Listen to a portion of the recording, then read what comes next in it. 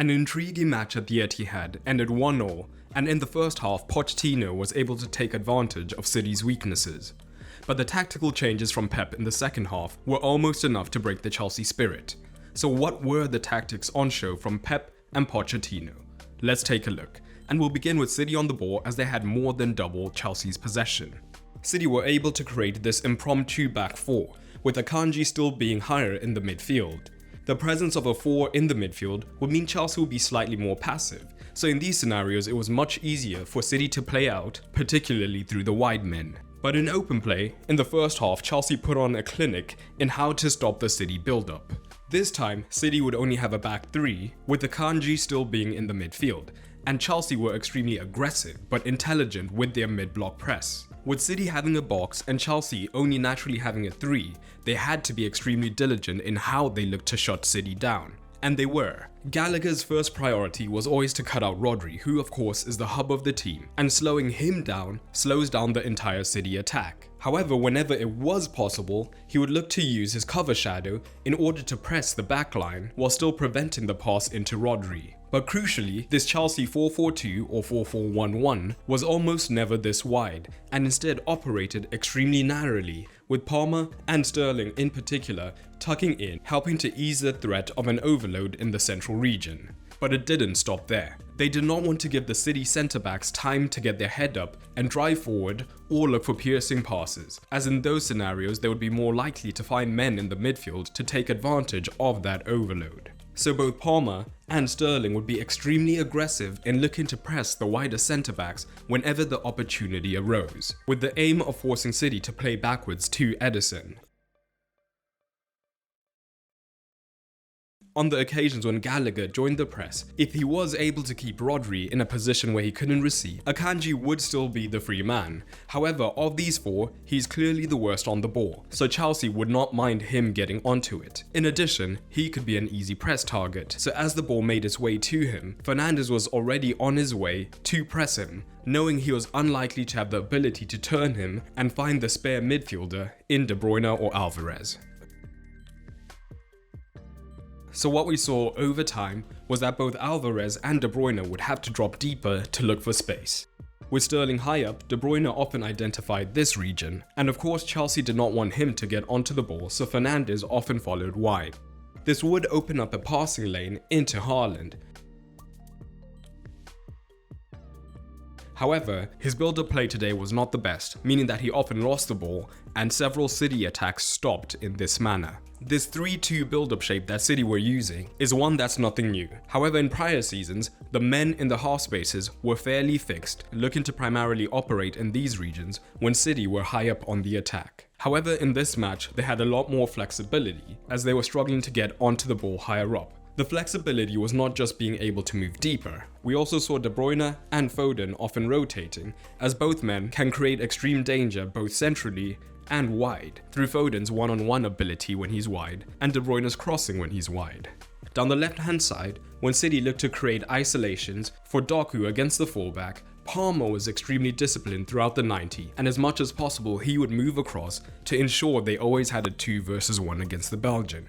So we often saw De Bruyne use his freedom to drift across the pitch to come and support this region, so that either he could get onto the ball in space and then look to find a runner ahead of him, but this wide overload often creates the perfect scenario for the switch into a winger like Foden. However, because De Bruyne had that freedom and was not in the half space, Chilwell did not have to start particularly narrow and could occupy this position, so that whenever they looked for the switch into Foden, he could easily face him up for that 1 versus 1. Their build-up shape also left them looking extremely vulnerable on the transition.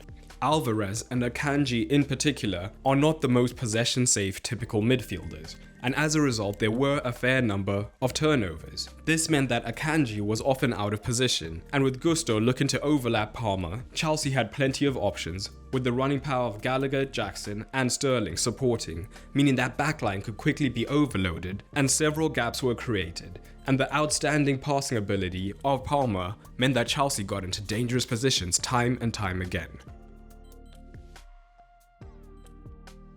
Sterling's goal is an excellent example of this. De Bruyne takes a bad touch and Akanji is still high.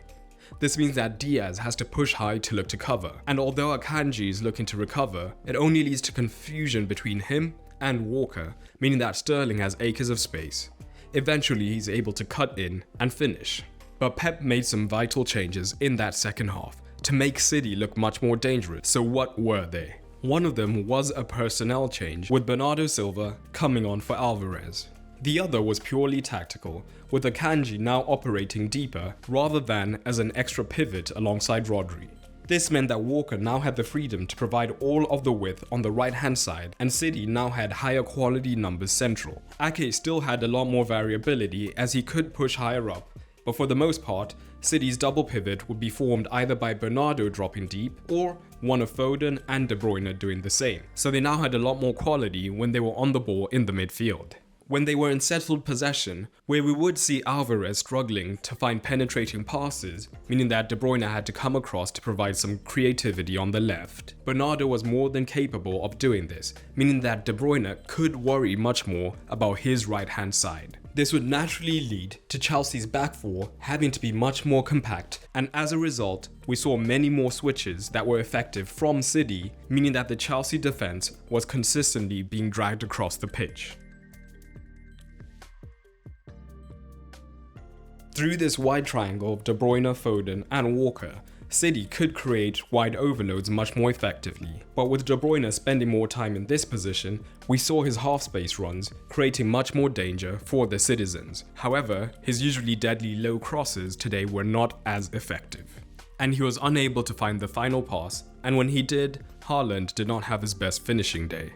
Chelsea actually did not have much of the ball throughout the 90, but they were tearing City apart early on through one ploy by Poch. When Chelsea had the ball in more open play situations, City were actually fairly comfortable, with Haaland being joined by De Bruyne as City looked to form a defensive 4-4-2. But it's when the keeper had the ball and they were able to draw City into a higher press that Chelsea created a lot of danger. The centre-backs would split either side of the goalkeeper, and the burden of closing them down was shifted to the City wingers, who were instructed to press quite aggressively early on. This of course would mean that the fullbacks were often the free men. Down the right hand side, Palmer's comfort at moving infield made it an even more dangerous situation, and we would see him and the aggressive Gusto form a 2 versus 1 against Ake at times. And Palmer is more than quick enough to turn and then play his man behind, with Diaz and Akanji often found to be lacking for pace. Just as much danger could be caused when Ake committed to Gusto, as Diaz would often be drawn out from the defender position, meaning that space was now created for a runner in behind once again.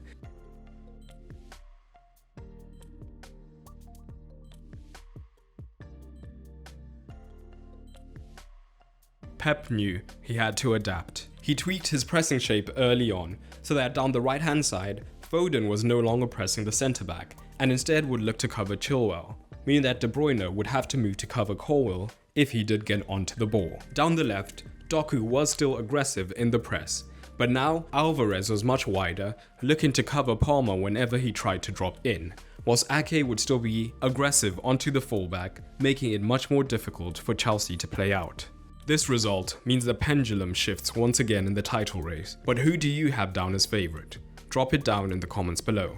For the manager tactical scores, Pochettino's side defended well in the first half and tore City apart in possession and on the transition. But in the second, they were completely dominated, and if Haaland had his shooting boots on, City would probably have won, so Poch earns a 6.5. Defensively, City looked shaky throughout the 90, but were more than decent in attack, meaning Pep earns a 6. But drop your ratings down below. If you like this video, you'll love this one, looking at the absolutely ridiculous evolution of Jude Bellingham. Click on screen to watch it now.